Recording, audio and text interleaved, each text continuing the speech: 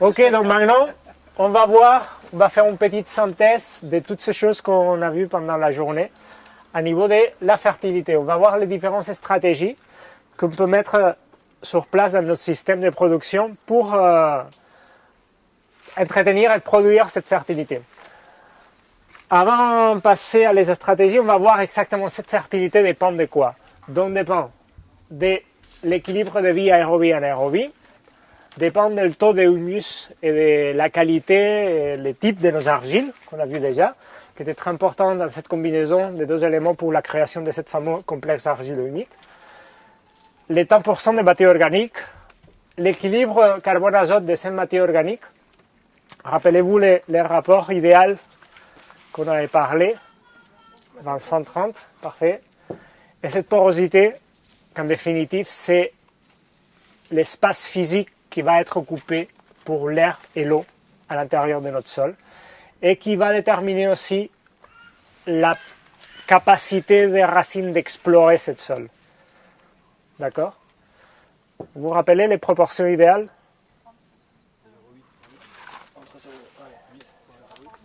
Ça c'est les tailles, mais les proportions très macro et micro porosité. Voilà, 30 macro, 70 micro porosité. Ok, donc à niveau non, pas question. À niveau de fertilité, les stratégies qu'au long de l'histoire de l'agriculture on a mis en place. Donc grosso modo on peut les diviser en deux grands groupes. Des choses qu'on génère sur place pour augmenter la fertilité et des choses qu'on amène d'ailleurs du système pour augmenter la fertilité. Donc on avait parlé déjà, générer sur place, mettre le feu sur les déchets de culture, les chaumes, les pâtures un peu déjà abîmées ou qui rentrent dans une étape de succession vers la forêt ou le système arbustif, pour une autre fois descendre à niveau pâture. Et amener toutes ces fertilités pour les cendres. Tu peux mettre la cendre. En définitive, c'est un mélange, on avait vu, d'une partie de carbone de la matière organique, la partie qui n'a pas brûlé, parce que les combustions toujours plein air comme ça sont incomplètes, et la partie minérale qui ne peut pas brûler de toute façon, même si la combustion est très complète, que sera tous les minéraux que cette matière organique, dans son développement, pousse à la plante, les minéraux qu'a pris du sol. La pâture aussi comme méthode d'augmenter la fertilité, déjà parce qu'il y a tous les déchets de ces animaux qui pâturent sur place, à niveau urine, fumier, et aussi dans certains animaux qui ont la tendance de gratter, donc un travail qui va dans la ligne d'augmenter cette porosité. Pour l'effet de, voilà, par exemple les cochons. Ok, d'autres stratégies. On a parlé déjà de l'effet de laisser la terre sans rien, qui s'appelle la jachère. Donc une stratégie qui a été très utilisée depuis des siècles, qui a fait l'effet de la changer, de mettre en culture ou de créer des pâtures artificielles, surtout avec la présence des légumineuses à partir du siècle XVIII. On avait dit qu'elle était une des grandes révolutions de l'agriculture européenne, qui a permis d'augmenter énormément les rendements. La jachère, vraiment, c'est quelque chose qu'à jour d'aujourd'hui, dans très peu de cas, on pourrait dire qu'elle est recommandable. En fait, seulement dans des climats où la distribution de l'humidité est très constante, il y a encore un minimum de sens de faire ça. Mais sinon, dans tous les autres, non. Rappelez-vous d'une phrase qui dit « La terre, c'est comme un outil. Si on la laisse reposer, ça se rouille. Ça va se rouiller. » On dit ça? Rouiller. Donc voilà, il faut l'utiliser. Plus tu l'utilises, plus la terre est occupée, plus il y a des cultures, mieux ça va fonctionner. De là l'importance, par exemple, de tous les systèmes de CIPAM qu'on parlait avant, des cultures intermédiaires, pour ne pas laisser la terre en repos. Ok. Une petite modification en fait de ça, voilà, les cultures intermédiaires. L'évolution des cultures intermédiaires, c'est les couverts végétaux, les engrais verts. Vraiment pas seulement déjà mettre un truc qui fait des pièges à azote, une culture simplement qu'on les met, parfois simplement par des contraintes légales, parce qu'on doit piéger l'azote et tout ça pour qu'il ne va pas dans la nappe, sinon vraiment une technique avec une importance agronomique fondamentale, et dans lequel il y a tout un univers de choses à explorer, comme le cas des engrais verts. Des engrais verts avec un objectif de désherber, un engrais vert avec un objectif de décompacter, un engrais vert avec un objectif d'augmenter la fertilité, particulièrement l'azote. Plein d'usages possibles qu'on peut les donner en faisant un choix d'espèces. En sachant qu'on reparlera de tout ça en septembre. Plus en détail. Une autre chose générée sur place qui peut augmenter la fertilité à votre avis. Imaginons, on fait une culture de céréales, arrive le mois de juin, je fauche mon céréale était comme ça, l'épi était comme ça. Voilà. Tous les retours des restes des déchets de culture. Dans tous les pailles, tous les champs, logiquement tous les systèmes racinaires, qui de toute façon vont rester là. Donc ça c'est en fait, il y a Claude Bourguignon par exemple qui dit que si l'agriculture en France a tenu, si les champs, encore il y a beaucoup qui n'ont pas descendu au-delà de 1,5% de matière organique, c'est grâce à cette apportation. Sinon le système aurait coulé beaucoup plus, bon, la catastrophe aurait venu beaucoup plus avant. Il faut compter que dans nos céréales, il y a une bonne partie de la masse végétale créée dans le système racinaire. Les agriculteurs n'ont pas arrivé encore à la folie de vouloir les sortir pour les brûler, pour l'amener ailleurs. Donc voilà, c'est important, c'est un volume important.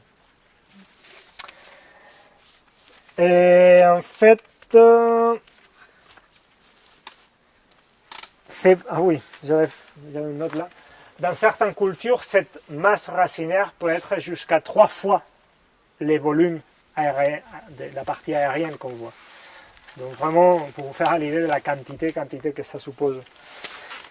Et à niveau des déchets de culture ou d'utilisation de ça pour la fertilité, est un lien très fort avec une autre stratégie qu'on met en route, qui sert en fait à augmenter la fertilité ou la maintenir, que c'est avoir un bon plan de rotation. Une rotation bien établie, en définitive, c'est une stratégie qu'on peut faire à faveur de cette fertilisation. Voilà, j'enchaîne une culture qui va me laisser beaucoup de déchets carbonés, j'enchaîne après avec une culture de légumineuses, je lance après une culture de je sais pas quoi. D'accord ? Créer la rotation aussi de façon à optimiser cette capitalisation qui m'a laissé la culture précédente. D'accord ?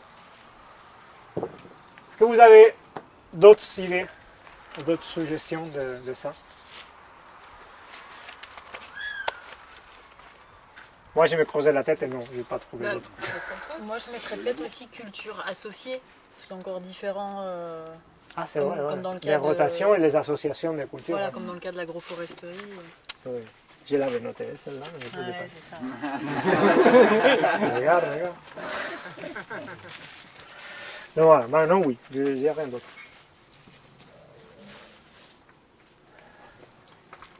Ok, vu pour toutes les choses qu'on pourrait faire sur place. Tu parlais du labour tout à l'heure aussi, mais je ne sais pas si... Effectivement, ça me manque celle-là. Pourquoi je ne l'ai pas? Tu as raison. Les labours, le travail du sol, c'est une technique aussi qu'on peut utiliser, qu'on utilise, pour agir sur la fertilité. À cause de toute cette histoire qu'on a dit, et que ça fait que, en fait, on augmente la fertilité, on travaille sur la fertilité, mais parce qu'on va détruire ça. Mais bon, en tant qu'on l'a en tête, les trucs qu'on est en train de faire et qu'on essaye de compenser à les prochains tours de rotation, que ça peut avoir d'intérêt parce que c'est une culture sarclée, par exemple. Et du coup, on fait deux fonctions avec cette action de désherbage. Donc voilà, on va activer ça et on joue sur cette activation. Peut-être qu'il y a une histoire aussi de long terme, court terme, quoi. Voilà. On Et les augmente profondeurs, la fertilité bien à sûr. court terme, mais on met en péril la fertilité à long terme. Je ne dirais pas qu'on l'a mis en péril, en tout cas, Ça dépend ce on qu'on pompe fait. sur ces réserves de sol. Et qui peut être intéressant. Toujours, on part des travaux de sol superficiels. Hein. On n'est pas en train de dire labourer avec des mélanges de couches et tout ça. Donc, grosso modo, c'est ça, avec les trous que vous jouez pour générer sur place. Et comme on a parlé avant, donc, dans nos systèmes en permaculture, on donne spécialement importance à celle-là, celle-là, celle-là et celle-là. D'accord. Et à niveau d'importation, qu'est-ce qu'on peut amener? Donc, très en lien avec la pâture, de fumier. Un fumier qui, avec toutes les différences qu'on a vues déjà, on ne va pas entrer dans les détails, tout dépendra de l'espèce, les caractéristiques de fertilisation de chaque fumier. Ça dépendra aussi dans quel état de compostage il est. Ou directement peut être un compost. Un compost qui peut ou pas avoir de la matière organique dans sa composition. En tout cas, sachez que, comme on disait ce matin, Qu'est-ce que tu as dit? Le compost qui peut avoir il peut ou pas avoir de fumier dans sa de la composition. matière organique animale, Voilà. pas nécessairement. Sachez qu'il y a ce côté aussi toujours des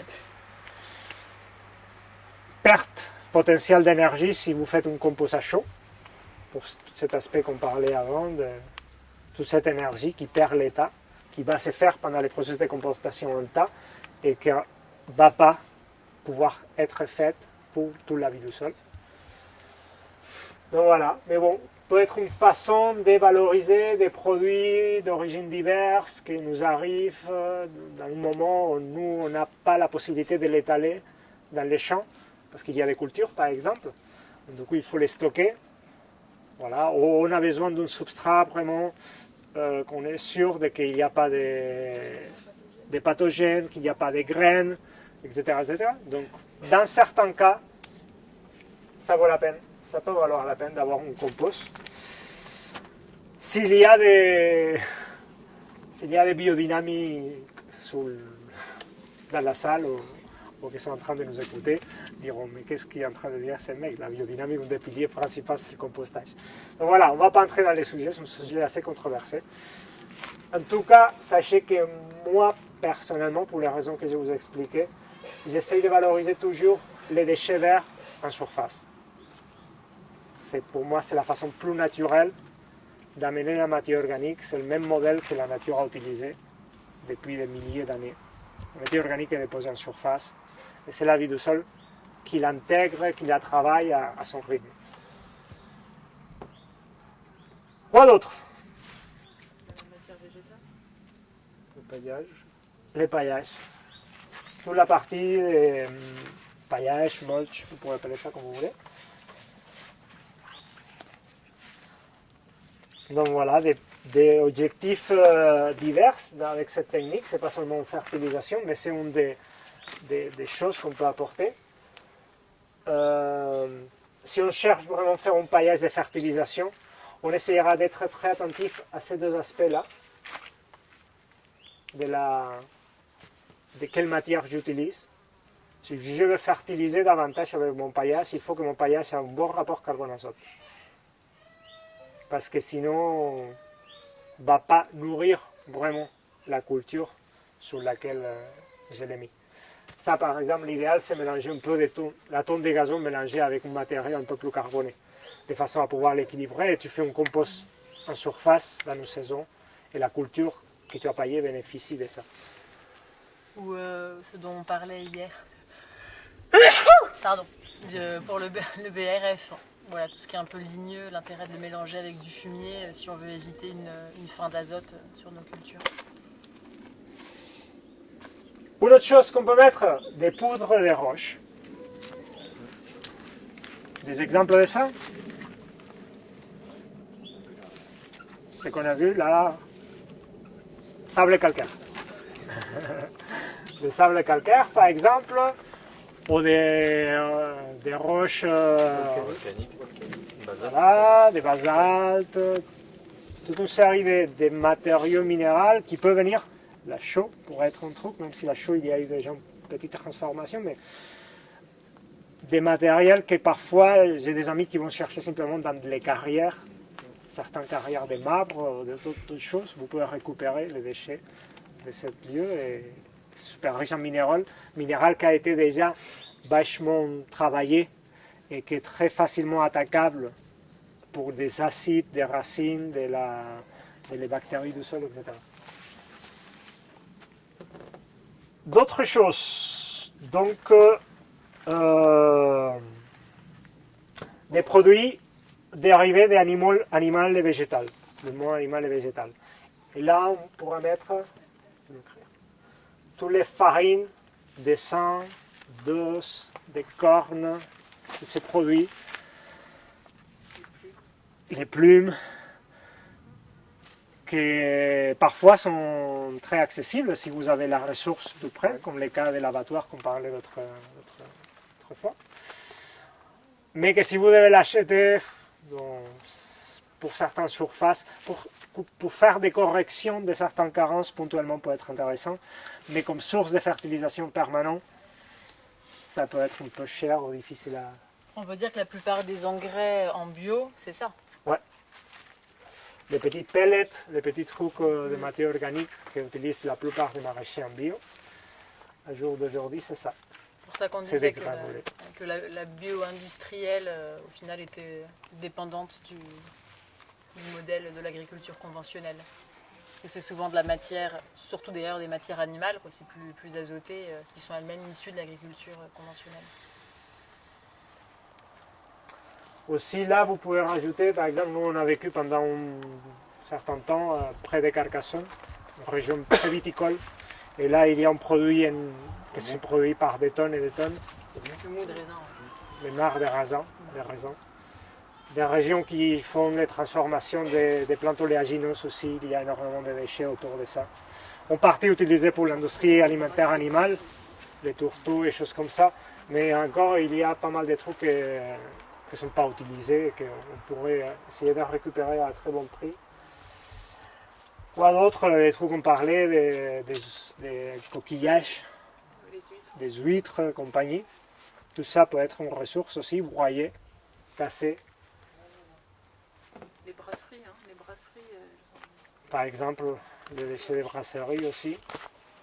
Tous les déchets que vous pouvez imaginer de n'importe quelle activité, transformation en grand volume, d'habitude génèrent des produits qu'on pourrait injecter et toujours en avoir en tête ça, de faire en modération et selon les principes de précaution pour entretenir ça.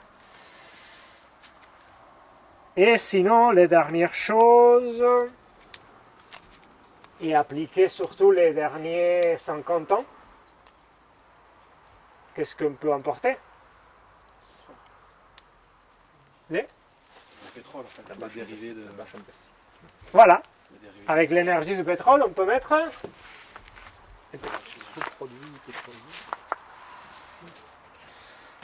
on pourrait mettre ça. Des engrais de synthèse. Faut pas dire que c'est pas le choix qu'on est en train d'essayer de montrer, mais bon, à la fin, c'est comme le dernier chapitre de toute cette longue histoire de l'homme pour essayer d'entretenir la capacité de production de terre.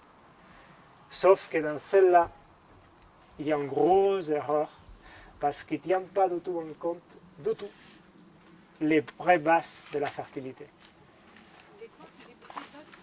Les vraies bases de la fertilité. Baser la fertilité des champs, comme on fait aujourd'hui, dans ça, en fait, est aller vers la disparition de tout ça. La disparition de ça, la réduction drastique de ça, s'en foutre complètement de ça, et devoir obligatoirement créer ça de façon artificielle. Je pense que c'est pour ça, comme on le disait hier, que les engrais synthétiques, on ne peut pas vraiment parler de fertilisation. Et vous rappelez le terme qu'utilise Claude Bourguignon, Forçage. forçage. Ouais. C'est vraiment la grosse différence. Perfusion. Dopage. Voilà, dopage ou comme vous voulez, mais vraiment une grande différence avec les autres stratégies qu'on peut mettre en place. Est-ce que c'est clair? Pas de questions? Bon, donc on va laisser pour aujourd'hui ici. Et on pourra couper la maman.